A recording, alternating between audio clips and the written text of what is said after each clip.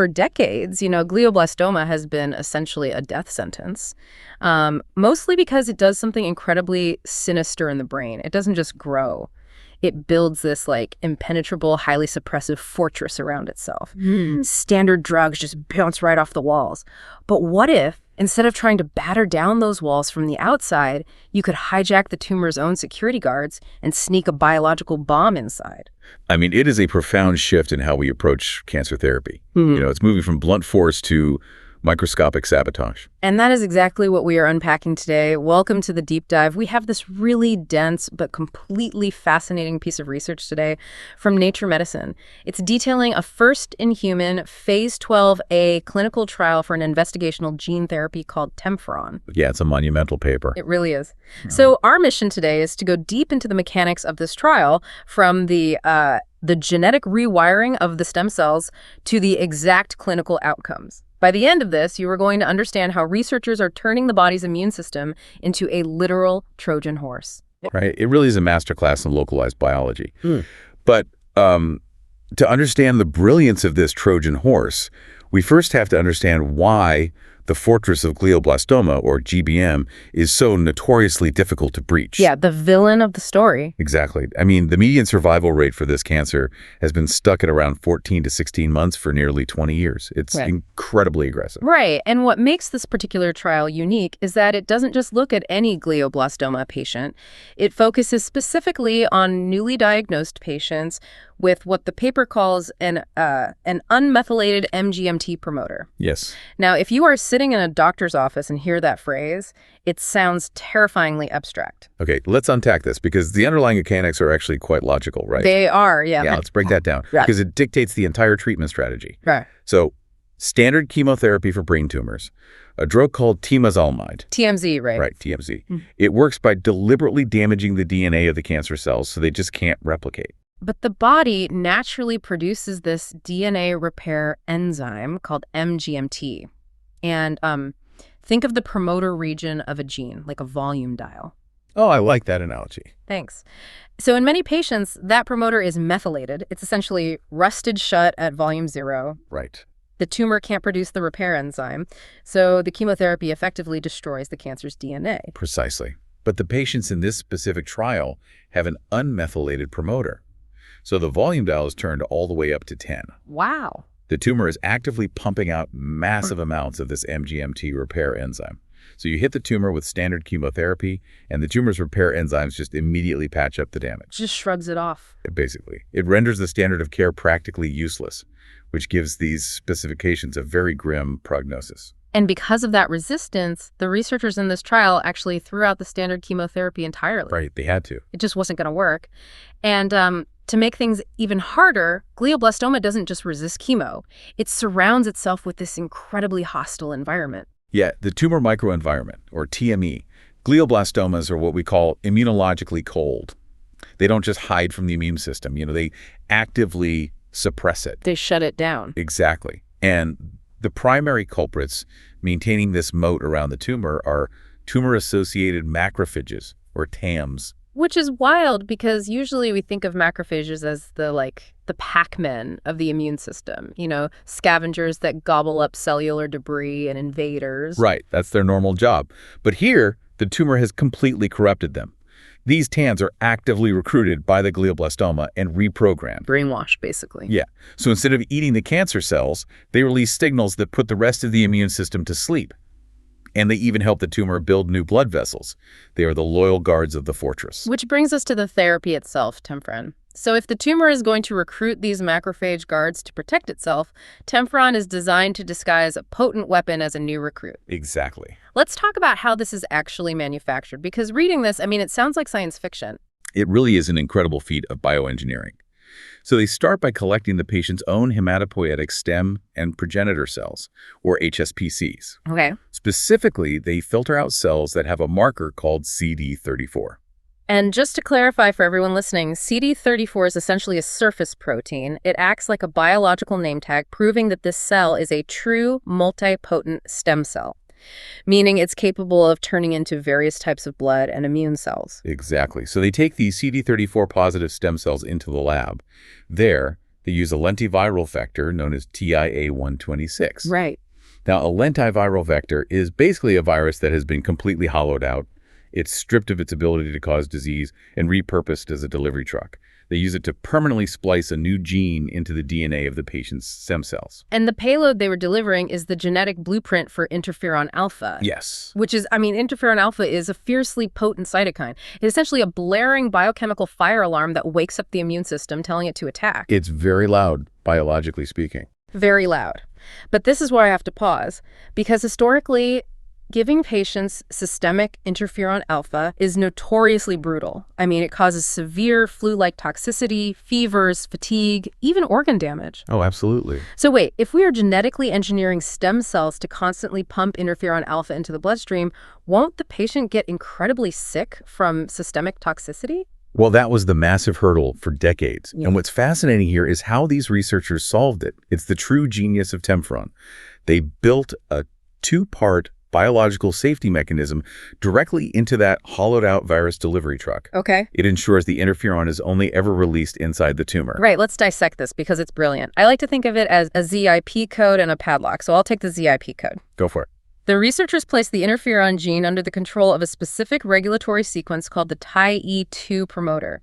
This means the gene is strictly programmed to remain dormant until the stem cell matures into a very specific subset of cells called TIE2-expressing monocytes and macrophages, or TEMs. And the reason they picked TEMs is the ironic twist here.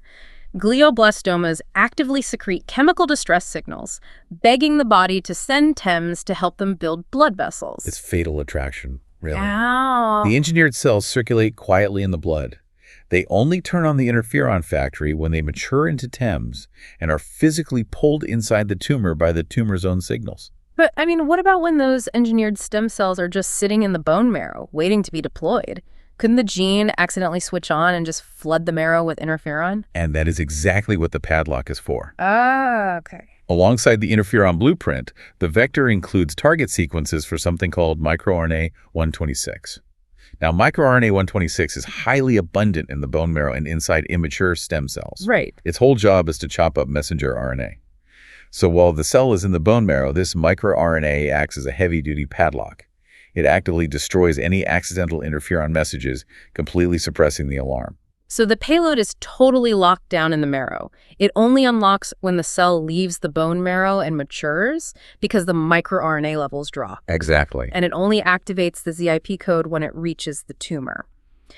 So just to synthesize this first part before we move on to the actual human trials, let's do a quick recap. Sure. Glioblastoma uses corrupted macrophages to hide and protect itself. Temferon flips the script by using engineered stem cells. And that dual lock and key system, the safety switch, ensures interferon is only ever released inside the tumor. The tumor thinks it's recruiting a builder, but it's actually pulling in a bomb. That's a perfect summary. So here's a question for you, the listener, to chew on. Imagine you had to design a drug that only activates in a specific room of a huge house. How would you build the sensor? You'd have to target the unique environment of that single room. Right, and that localized targeting is really the holy grail of oncology. Okay, so the blueprints are flawless on paper. But how did this actually play out in living, breathing humans? How did they test this? Well, this was tested in a phase 12A dose escalation study called TDBM-001. They enrolled 24 newly diagnosed patients across 8 different cohorts. And because this is a first-in-human trial, I assume the primary objective is establishing safety and finding the maximum tolerated dose. Exactly. They tested escalating doses ranging from 0.5 million up to 4.0 million of these engineered CD34 positive cells per kilogram of the patient's body weight. Let's focus on what that actually means, because pushing a dose up to 4 million engineered cells per kilogram is a massive payload. Huge. The insight here is that they were trying to find the toxicity ceiling, and spoiler alert, as we'll discuss, they didn't hit one. But first, let's look at the algorithm of treatment. What does a patient actually go through? Right, so it begins with surgery. The neurosurgeon removes as much of the visible tumor as safely possible. Then the patient undergoes a process called apheresis. Right, apheresis, which is essentially a specialized machine, a bit like dialysis, that takes the patient's blood, spins it in a centrifuge to skim off those precious CD34 positive stem cells, and returns the rest of the blood back to the patient. Exactly. Some of those collected cells are frozen as a backup. and the rest are sent to the lab to be infected with a viral vector and turned into Temferon. Okay. While the lab is manufacturing the drug, the patient undergoes conformal focal radiotherapy for 6 weeks. Conformal focal radiotherapy. That's essentially using highly sculpted 3D radiation beams that shape perfectly around the tumor cavity, right? Yeah, exactly. It hits the margins where the cancer cells hide while sparing the healthy brain tissue. And remember, they skip the chemotherapy here. Right, because of the unmethylated MGMT. Exactly. Once the radiation is done, we hit a critical step, which is conditioning. You can't just inject the new stem cells into the patient. You have to make room for them in the bone marrow so they can engraft and start multiplying. Right. You essentially have to weed the garden before you plant the new seeds. And looking through the trial data, the researchers spent a lot of time tweaking this conditioning recipe. They really did. They started with a combination of 2 old-school alkylating chemotherapy drugs, BCNU and thiotepa. Then they tried busulfan plus thiotepa. But eventually, they threw out the combos and settled on just using busulfan alone. Why was busulfan monotherapy the biological Goldilocks zone here? Well, it really comes down to understanding the cellular lineages in the immune system. So BCNU and thiotepa are extremely harsh.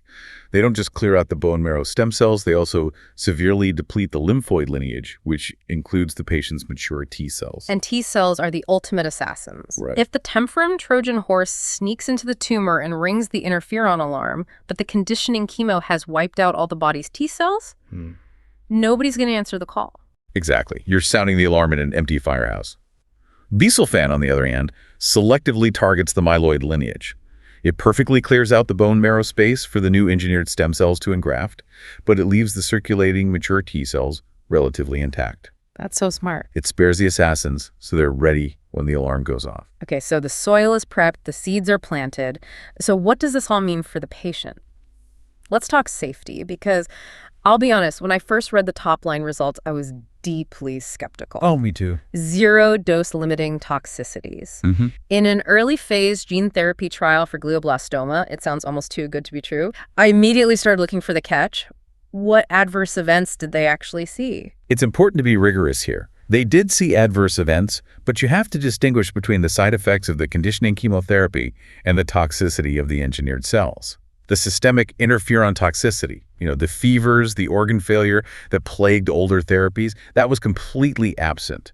Okay, but I was combing through the clinical taste logs and the supplementary data, and patient G14 caught my eye. Oh, yes. This patient developed persistently elevated liver enzymes, which is a classic red flag for systemic toxicity. Did the Trojan horse accidentally open up in the liver instead of the brain? It's a great question, and the researchers investigated aggressively. They performed a liver biopsy on patient G14. The biopsy did show mild acute toxic hepatitis, but crucially, when they analyzed the tissue, they found absolutely 0 engineered TEMs or stem cells in the liver. Oh, wow. So the liver damage was just a residual side effect of the standard drugs, not the gene therapy going rogue. Exactly. And the enzymes eventually resolved on their own. I also noted patient G34, who developed a pulmonary embolism, a blood clot in the lung, around day 37. Yes, that is a serious event, definitely. But it was treated successfully with standard anticoagulants. When you zoom out and look at the aggregate data, the safety profile, the temporary drops in blood counts, the risk of infection, it was entirely consistent with what you would expect from standard conditioning chemotherapy and autologous stem cell transplant. That is incredible. The ZIP code and padlock mechanisms worked flawlessly. The gene therapy itself did not add any unique, unmanageable systemic toxicities. So just to synthesize the trial data for our second quick recap, 24 patients tested across 8 cohorts. Doses up to 4 million cells per kilogram proved safe. And we learned that busulfan conditioning works best because it saves the T cells. Ultimately, systemic toxicity was successfully avoided. Spot on. And a question for the listener to think about. Why is it so crucial in early-stage trials to test the conditioning environment just as rigorously as the drug itself? Well, because engineering the perfect seed is only half the battle. Prepping the soil is just as vital. Which brings us to the ultimate question, right? It's safe, and the delivery mechanism works in theory. But did it actually change the biology of the brain? Let's dive into the efficacy data and what happened when they peered inside the microenvironment. First, the clinical outcomes. The median overall survival from diagnosis was 16.7 months, and progression-free survival was 8.1 months. Now, we have to contextualize this carefully. Yes, very carefully. This is a small phase 1 dose escalation study without a randomized control group. We aren't looking at massive overnight tumor shrinkage. Right. If you're expecting the tumor to magically melt away on an MRI in a week, that's not what this therapy does. Instead, what they observed was prolonged disease stabilization. By month 12 post-infusion, all evaluable patients had stable disease. The aggressive growth just halted. Which for GBM is massive. It's huge. But to prove why it halted, the researchers needed biological evidence that the Trojan horses had actually breached the blood-brain barrier. So they analyzed the cerebrospinal fluid, the CSF, which is the fluid bathing the brain and spinal cord. And the timeline here is fascinating. Interferon was completely undetectable in the blood, proving the padlock worked. Right. But in the CSF, interferon levels slowly started to rise, and they didn't actually peak until around day plus 180, 6 months later. And that timeline makes perfect biological sense. Mm-hmm. I mean, the engineered stem cells had to safely engraft in the bone marrow. They had to begin producing the monocyte progeny. Those cells had to circulate, detect the tumor's distress signals, migrate across the blood-brain barrier. It's like a whole journey. And fully differentiate into TEMs inside the tumor before releasing the payload. It's a slow, deliberate infiltration. They successfully infiltrated the fortress. But what did they do once they got inside? Here's where it gets really interesting. To figure that out, the researchers used a technique called single-cell RNA sequencing, or cRNA-seq. Basically, they took biopsies of the tumor tissue, separated it cell by cell, and read the active genetic barcode of every single individual cell to see what it was doing. And what they found was a microscopic revolution. They literally watched the tumor microenvironment get reprogrammed. Remember those M2-like macrophages? The corrupted guards suppressing the immune system. Right. After Temferon treatment, the single-cell sequencing showed a massive population-level shift toward MIV macrophages. And MIV macrophages are highly inflammatory. They are tumor-fighting cells. The Trojan horse didn't just bring a bomb, it actively converted the tumor's own guards back to our side. Plus, longitudinal imaging showed that the blood vessel density inside the tumors significantly decreased. The interferon was effectively choking off the tumor's blood supply. The environment was turning incredibly hostile to the cancer. Which brings us to what might be the most compelling piece of evidence in the entire paper, the tale of two lesions. Walk us through the case of patient G11 because it perfectly illustrates this localized biology. This is such a fascinating case. Patient G11 had a complex presentation with multiple distinct tumor lesions in different areas of their brain. Over time, lesion 1, which we'll call TL1, remained perfectly stable. But lesion 2, TL2, was actively progressing and growing rapidly. Two entirely different disease trajectories happening in the exact same patient's brain at the exact same time. The patient had to undergo a second surgery to manage the growing lesion, which gave researchers the rare opportunity to analyze the tissue from both lesions simultaneously. Okay, what did they find? Inside the stable lesion, TL1, they found incredibly high levels of interferon-responsive genes. They found a high concentration of the engineered TEMs. And most importantly, that lesion was heavily infiltrated by expanded CD8-positive T cells. Those are the elite assassins we talked about earlier. CD8-positive T cells are the specialized immune forces that actually recognize and execute cancer cells. Exactly. Now, compare that to the progressing lesion, TL2. It lacked almost all of this. It had very few engineered Trojan horses, very low interferon signatures, and minimal T cell infiltration. If we connect this to the bigger picture, this single patient proves the entire localized mechanism of action. Where the engineered macrophages successfully engrafted, they delivered localized interferon, which coordinated both the innate immune system, shifting the macrophages, and the adaptive immune system, calling in the T cells in the exact microscopic spot it was needed to halt the tumor. It is precision warfare on a cellular level. So time for our final recap. We saw a median survival of 16.7 months. The therapy physically crossed into the brain. Macrophages shifted from tumor helpers to tumor fighters, and case G11 proves localized immune activation halts tumor growth. That's the essence of it. And for you listening, how does seeing two different immune responses in the same patient's brain change how we should think about cancer treatment? It really highlights that cancer isn't just one systemic disease, it's a neighborhood-by-neighborhood battle. So, weaving all these threads together as we wrap up, we started with a murky, seemingly invincible disease. Standard chemo fails because the tumor's unmethylated MGMT promoter just repairs the damage. Cytokine therapy fails because flooding the body with interferon causes horrific systemic toxicity. Right. Temferon threads the needle by turning the patient's own bone marrow into a lifelong, self-renewing manufacturing plant for smart bombs that only detonate inside the tumor. It's an elegant solution to the delivery problem. But, as with all scientific leaps, solving one problem immediately reveals the next. Temferon successfully warms up the cold tumor environment. It tears down the suppressive walls and lets the elite T-cell assassins inside.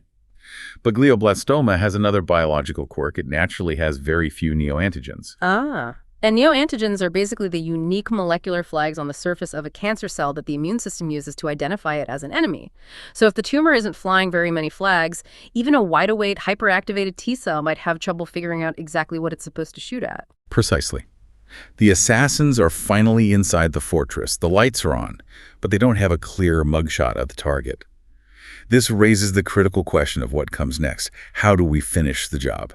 And this leads to a fascinating, provocative thought for you to mull over on your own. Since Temferon is so incredibly effective at sneaking in, breaking down the immunosuppressive walls, and changing the environment, what if we combine this Trojan horse with something like CAR T-cell therapy? Oh, that's a brilliant thought. Right. CAR T-cells are artificially engineered in a lab to recognize specific hidden tumor flags. Imagine the synergy. Temferon breaks down the fortress walls and disarms the guards from the inside, while the CAR T therapy sends in a squad of elite assassins who already have the exact GPS coordinates of the target. It is a highly rational, highly promising combination. In oncology, solving the microenvironment is half the battle, providing the exact target is the other. Researchers are already looking down this exact avenue. Suddenly, those impenetrable walls don't look so sturdy anymore. We are learning to speak the tumor's language and use it against it. Thank you for joining us on this deep dive into the microscopic battleground of gene therapy. Keep questioning the consensus, keep looking at the cellular details, and we'll see you on the next deep dive.